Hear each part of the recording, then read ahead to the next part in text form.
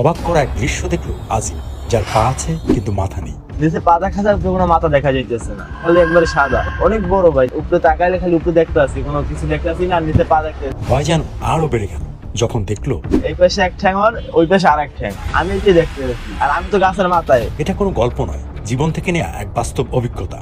তারপর যা হয়েছিল তার জন্য প্রস্তুত ছিল না আজিম। আসুন জানা যাক তার মুখ থেকেই। হঠাৎ করে রাত্র 2টার সময় আমরা এখানেই বয়সংখ্যা জায়গায় গ্রামে থাকতাম, আমরা আড্ডা মারতাম। 2টা 3টা আমাদের কাছে কিছু মনে হইতো না। গ্রামে দেশের বাড়ি হচ্ছে বরিশাল, গ্রামের বাড়ি উজিরপুর। হঠাৎ করে মনে পড়লো যে আজকে আমাকে ডাব চুরি করে খাইতে হবে ভাই। এটা মনে পড়লো যে আজকে আমাকে ডাব চুরি করে খাইতে হবে। আর লঞ্চে 3জন আছে, 3জনে সাহায্য করে যে হ্যাঁ আজকে ডাব চুরি করে খাইতে হবে মামালো। পরে যেমন আমগুলো লাগাতে বরিশাল তার ডাব গাছের অভাব না। যে কোনো জায়গায় গেলে মনে করে যে ডাব গাছ আনলিমিটেড আছে। তো পাশে একটা ঘন জঙ্গল, দিনের বেলা গেলেও আলো দেখা যায় না, এত পরিমাণ জঙ্গল। সেই জঙ্গল আর জায়গাটা মনে করেন যে ভয়ঙ্কর জায়গাটার নাম হলে অনেকে ভয় পায়। আমরা চিন্তা করছি ওই জায়গাতে ডাব চুরি করবো, ওই জায়গাতে ডাব চুরি করলে তাহলে আমরা রিল্যাক্স অনেকে আইবো না। তো আমরা 4জন চিন্তা ভাবনা করে গাছে গেলাম, ওখানে গেলাম। যাওয়ার পরে আমার গ্রামের বলা সবাই কম বেশি গাছ করতে পারি। পরে আমি কি করলাম যে আমি উপরে উঠবো, আমি উপরে উঠে তোর কাছে পাশ দেবো, তোরা একজনকে নিয়ে নামবি। মানে একটা গাছে আমরা মনে করেন যে 4জন থাকলে 4জনই উঠি। যেমন আমি উপরে উঠবো, আরেকজন উপরে উঠবো, ওঠার পরে একজনের বাইরে আরেকজনের কাছে দিব, আবার আরেকজনের কাছে দিব, আরেকজন আবার আরেকজন নিচে। এরকম করতে পাস করতে করতে নিচেই পড়বে, দাঁত নিচেই পড়বে। তাইলে আর কষ্ট হয় না, সময় লাগে না, দাঁত অল্প তো চুরি করে খাওয়া যায়, সব দেবো না। পরে রাত্র 2টার দিকে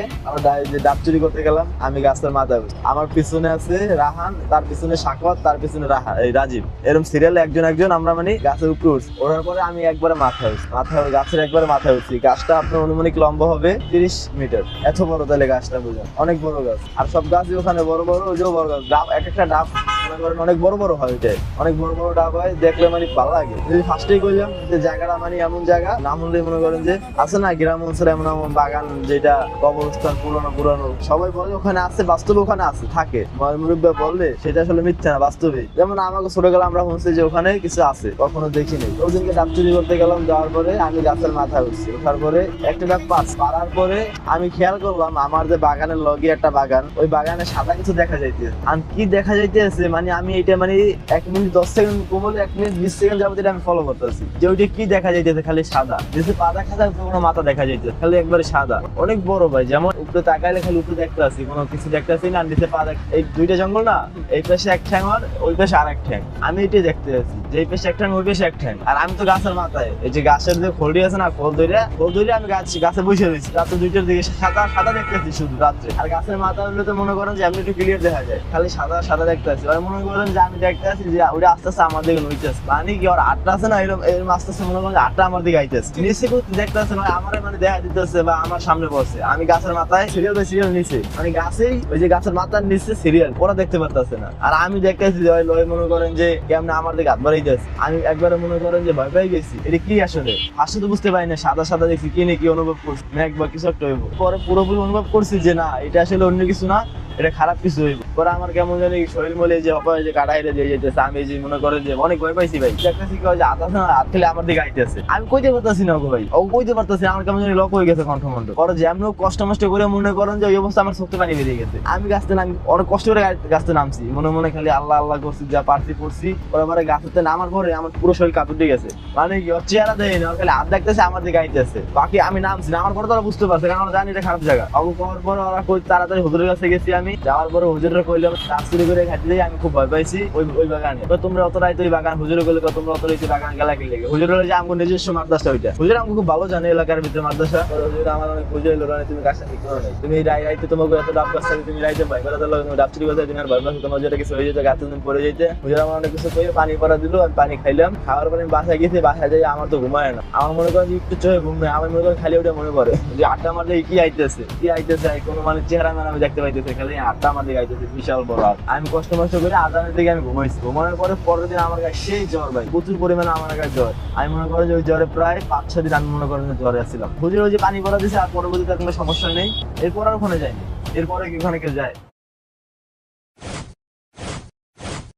প্লাস যখন কাফনের কাপড় খেয়ে ফেলে তখন এটা খারাপ আত্মার দিকে চলে যায়, যে রাক্ষসের টাইপের এরকম হয়ে যায়। ও আবার করছি কি ব্যাকগ্রাউন্ডে এমন জোরে লাগাইছি বিকট হয়ে যায়। আমি কি হয়েছে, ভাই যদি জান নিয়ে বাঁচাতে চান তাহলে দৌড়ান। আমি বললাম যে ভাই আমার কাছে জগ আছে, তুমি খালি কাপড়টা টান দিবা, আমি বাড়ি দিই। এই তখনই আমি ডেড বডি মারা শুরু করি। আমার নাম আলামিন আলিফ, পেশায় আমি ড্রাইভিং করি আর স্টুডেন্ট, ডাফলিন ইউনিভার্সিটিতে আছি। আমার সাথে দুইটা তিনটা ভৌতিক ঘটনা ঘটছে, তার ভিতরে একটা এখনো সবচেয়ে স্মরণীয় হিসেবে আছে। সেটা হচ্ছে একটা 999 কলের ডেড বডি আমরা উঠেছিলাম। তো ওই ডেড বডিটা উঠানোর পর থেকে আমাদের ঝামেলাটা হচ্ছে। অ্যাম্বুলেন্স আগে চালাইছি, তারপরে এখন রেন্টের বিজনেস করতেছি। রাত্রে 7টার দিকে একটা ফোন আসছে 999 থেকে যে ঢাকা মেডিকেল থেকে একটা লাশ নেওয়া লাগবে, যাবে গোপালগঞ্জ। তখন পদ্মা সেতুটা হয়নি, যাওয়ার সময় পুলিশ দিয়ে দিল কাগজ আর ঠিকানা দিয়ে দিল, লাশের সাথে কেউ নেই। আমি আমার এক ছোট ভাই ছিল, নাম হৃদয়, দুইজন একসাথে রওনা দিলাম। মাগরিবের পর রওনা দিছি। এটা পোস্তগুলো যাওয়ার পরে তখন রাস্তায় একটু ঝামেলা হয়েছে কি, হুট করে দেখলাম দুইজন, ও খেয়াল করতেছে বাট আমিও খেয়াল করতেছি। ও দেখতেছে একটা রাস্তা, আমি দেখতেছি দুইটা রাস্তা পোস্তগুলাতে। তো বলতে আলিফ ভাই কি হয়েছে? আমি এই রাস্তা তো দুইটা দেখতেছি, কি করবো?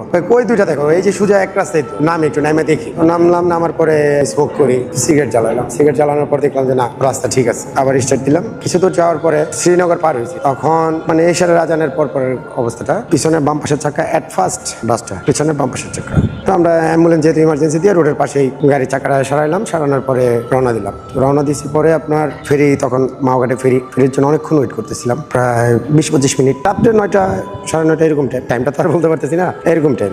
আমরা গোপালগঞ্জের উদ্দেশ্যে রওনা দিয়েছিলাম। এদিক থেকে আমাদের মাওয়া দিয়ে আমরা গেলে কাছে হয়, আবার আরিচা দিয়েও যাওয়া যায়। আরিচা দিয়ে যাইনি, আমরা মাওয়া দিয়ে গেছি। ওদিক থেকে যখন যাই, ফেরিঘাটটা আমরা ক্রস করে যখন যাই, তখন আমাদের একটু ইঞ্জিন নিয়ে একটু ঝামেলা হয়েছিল, যার কারণে আমাদের রাত্রের গাড়িটা নিজেরাই সার্ভিসিং করতে অনেক সময় লেগে যায়। রাত্রে তখন 1টা-1:30টার দিকে আমাদের গাড়িটা আবার ঠিক হয়। তো ওই পর্যন্ত ডেড বডি আমাদের গাড়ির ভিতরেই ছিল। তো নিজেরাই ঠিক করি, আমি আর হৃদয় নিয়ে দুজনে যখন ঠিক করে যখন রওনা দিছি, তখন রোড পুরো মরুভূমির মতো ফাঁকা ছিল। ডেড বডির সাথে আমাদের একটা ঠিকানা লিখে দিয়েছিল, আর ওইখানের যে মেম্বার ছিল তার মোবাইল নাম্বারটা ছিল। তো ওনার সাথে আমরা কন্ট্যাক্ট করছি যে ভাই আমাদের গাড়িটা একটু নষ্ট হয়েছে, আসতে দেরি হবে। তো ভদ্রলোক খুবই অমায়িক ছিল, ভাই আপনি টেনশন নেই, আমি সারা রাত আপনার জন্য ওয়েট করবো, আপনি আসতে ধীরে আসেন। আমরা যখন রওনা দিই তখন রাত্রে বাজে 2টা-2:30 এরকম টাইম। আমার পিছনে যে ডেড বডি আছে, আমাদের মাঝখানে কিন্তু একটা গ্লাস থাকে অ্যাম্বুলেন্সের, যে কোনো প্রাইভেট কার বা অ্যাম্বুলেন্স হাইস দেখবেন মাঝখানে একটা গ্লাস আছে, এটা পিছনের দেখার জন্য। আর আমরা আমাদের যে ডেড বডির যে গাড়িগুলো, আমরা পিছনে দেখার জন্য কোনো গ্লাসটা রাখে না, মাঝখানে গ্লাসটা কিন্তু থাকে না। এটা অনেক সময় ঝামেলা করে, অনেক ঝামেলা করে, ভয় দেখায় করে। তবে এটা হচ্ছে ভয় পাইলেই ভয়। তো হুট করে যখন আমরা রাস্তার ভিতরে রওনা দিলাম, আমি আমার বাম পাশের লুকিং গ্লাসে দেখতেছি আমার ডেড বডি রাস্তায় পড়ে আছে।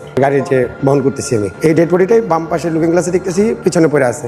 মানে চোখের ইয়েতে তো ভয় তো লাগতেছিল অবশ্যই, যেহেতু আমিও একটু অল্প বয়সে, আমার যে আছে ও একটু অল্প বয়সে, মানে আমরা মানে শখে এটা শুরু করছিলাম। তারপরে বলতেছি হৃদয় পিছনে তাকাও, পিছনে তাকাও, আমাকে পিছনে তাকাও। লাস্ট কই, আমি গাড়ি ব্রেক দিয়ে দিছি। চারপাশে অন্ধকার, এই পাশে আপনার খালের মতো, এই পাশে একটু জঙ্গলের টাইপের, বাম পাশে নদীর মতো যে খালগুলো থাকে না, মাছ চাষ করে। আমি বলতেছি ডেড বডি তো পিছনে পড়ে গেছে, ব্যাগটা কি লাগাও নাই? ভাই সব লাগানো, আপনি কি করেন? তাহলে ডেড বডি আছে। মিররে দেখলাম ডেড বডি আর দেখতেছি না। ওই হৃদয় বলতেছে ভাই নামবো, আমি না নামা লাগবে না, নামলে হয়তো ঝামেলা হতে পারে, চল আল্লাহর নাম নিয়ে রওনা দিই। কিছু দূর যাওয়ার পরে দূর থেকে দেখতেছি একটা মানুষ ক্রসিং করতেছে। তো লম্বা একটা সরু রাস্তার ভিতরে যখন একটা মানুষ এই পার থেকে এই পার যায়, বোঝা যায়। আর যখন আমি কাছে গেছি তখন দেখতেছি মানুষটা নাই। ডান পাশে তাকাই দেখি যে এই পাশেও খাল, এ পাশেও খাল। তো মানুষটা এই পার থেকে এই পার যাওয়ার পরে কোথায় গেল? এটা আপনার মাওয়ার পরে ফরিদপুরের রাস্তার এই ঝামেলাগুলো হচ্ছিল। এটা দেখার পরে হৃদয় দেখছে ভাই একটা মানুষ পার হয়েছে, আমিও দেখছি। হৃদয় বলতেছে ভাই মানুষটা কই গেল? এই শুরু হলো আমাদের সবচেয়ে ভয়াবহ ঝামেলা। ও যখন বললো মানুষ কই গেল, মানে ফেস দেখা যায় না, তবে লুঙ্গি পরা ছিল, একটা সাদা শার্ট পরা ছিল, এরকম টাইপের। মানে আবার মতো দেখছি যে একটা মানুষ পার হচ্ছে লাইটের আলোতে, যতটুকু দেখা যায় দূর থেকে দেখা গেছে। তবে আমার দুনো পাশেই ফাঁকা জায়গা, সেখানে আপনার একটা মানুষ পার হলে কিন্তু দেখা যাবে, আমরা সেটাও দেখিনি।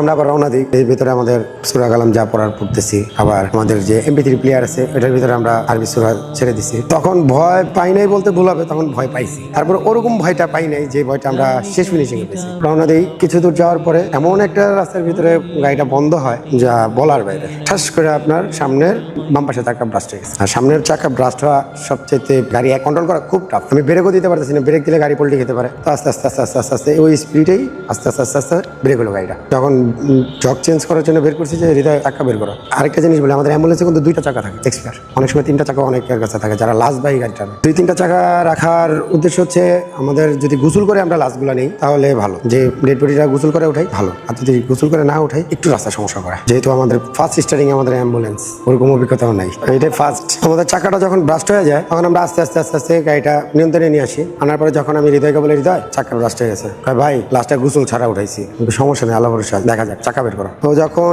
ব্যাগডালা উঠাইছে চাকা বের করার জন্য এক্সপিয়ার, তখন ঠাস করে না ফালাই দিছে ব্যাগডালা। আমি বলি কি হয়েছে? ভাই মা চাচিদের মুখে শুনছি লাস্ট যখন কাফনের কাপড় খেয়ে ফেলে তখন এটা খারাপ আত্মার দিকে চলে যায়, যে রাক্ষসের টাইপের এরকম হয়ে যায়। ও আবার করছে কি ব্যাগডালাটা এমন জোরে লাগাইছে বিকট হয়ে যায়। আমি কি হয়েছে? তো আমাদের যেহেতু আমরা আগে একবার চাকা চেঞ্জ করছি, তো চাকা খোলার হুইল রেঞ্জটা আমি স্টারিং এর পাশেই রাখছি। তো এটা আমার হাতে। আমি কি হয়েছে? ভাই যদি জান নিয়ে বাঁচাতে চান তাহলে দৌড়ান। কি হয়েছে আগে কও? ভাই আমার বাবা মা বা দাদির মুখে আমি শুনছি, ছোটবেলা অনেক গল্প শুনছি যে কখনো যদি লাশ কাফনের কাপড় খেয়ে ফেলে তাহলে ওনাদের শরীরে আসলে কোনো কিছু ভর করে তখন আমাদের ক্ষতি করবে, আর যারাই আছি সবাই মেরে ফেলবে। কি উল্টা পাল্টা বলতেছে? আমি তো অলরেডি মনে করেন আমার ভিতরে পুরো ঘেমে অবস্থা খারাপ, তারপরেও আমি সাহস পেতেছি যে ভয় পাই না, দেখতেছি। ওরে বুঝতে দিতেছি আমি কি সমস্যা হয়েছে বলো তো। ভাই আপনি কাফনের কাপড় খাই ফেলতেছেন। আমি কাফনের কাপড় খাবো কেন? আর দ্বিতীয়ত হচ্ছে আমাদের একটা ফল ছিল, সেটা হচ্ছে আমরা লাস্ট যখন আমরা স্ট্রেচারে উঠাই তখন আমরা এখানে একটা বেল্ট লাগাই। তো লাস্টটা আপনার এত অবস্থা খারাপ ছিল যে গলা লাশ প্রায় 5-7 দিন আগে হয়তো বা মারা গেছে।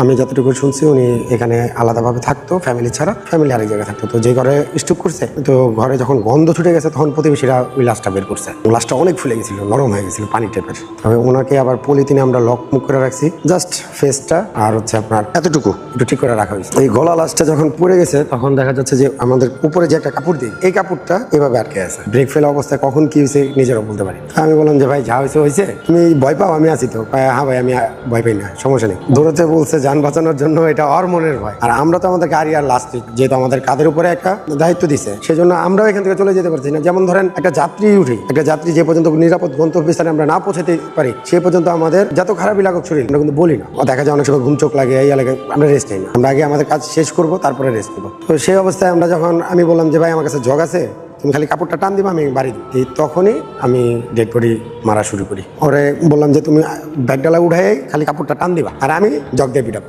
ভাই বুঝছেন? ধরলে আমি কি তুমি ভয় পাও না? তোমার আগে আমি থাকবো, আমার আগে খাইবো, তারপরে তোমার ক্ষতি করবো। ভাই ঠিক আছে ভাই। তো ও যখন ধরছে এর ভিতরে আমি বাড়ি দিতেছি জগ দিয়ে। আমাদের জগটা হচ্ছে এরকম 4 কোণার চাকা খোলার হেভি জগ। এটা দিয়ে হুইল রেঞ্জার দিয়ে তখন বাড়াবাড়ি করার পরে দেখি চলে আসছে। এর ভিতরে আল্লাহর কি রহমত একটা বাস আসছে।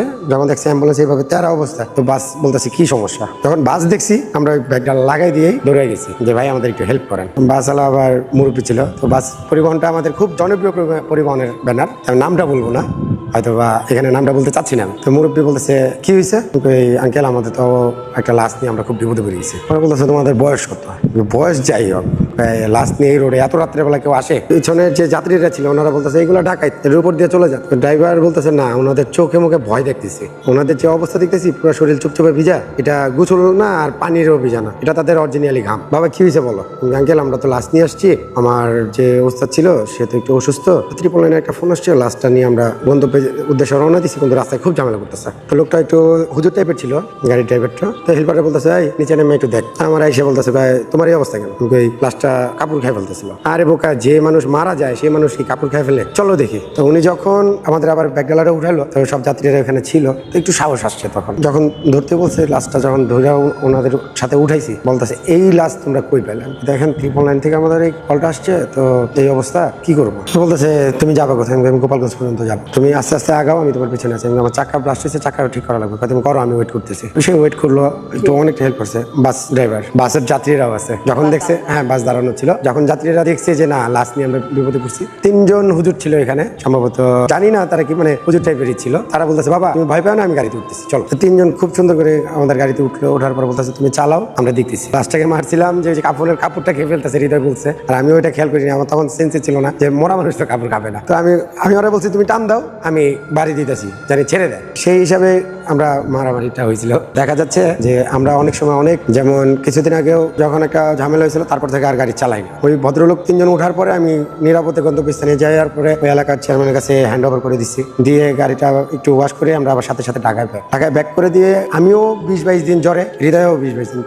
তারপরেও অ্যাম্বুলেন্সের উপরে আমাদের অতটা ইয়ে ছিল না যে অ্যাম্বুলেন্স চালাবো। তো লাস্ট যখন আরেকটা ঘটনা ঘটে, তারপর থেকে অ্যাম্বুলেন্সটা ছেড়ে দিই।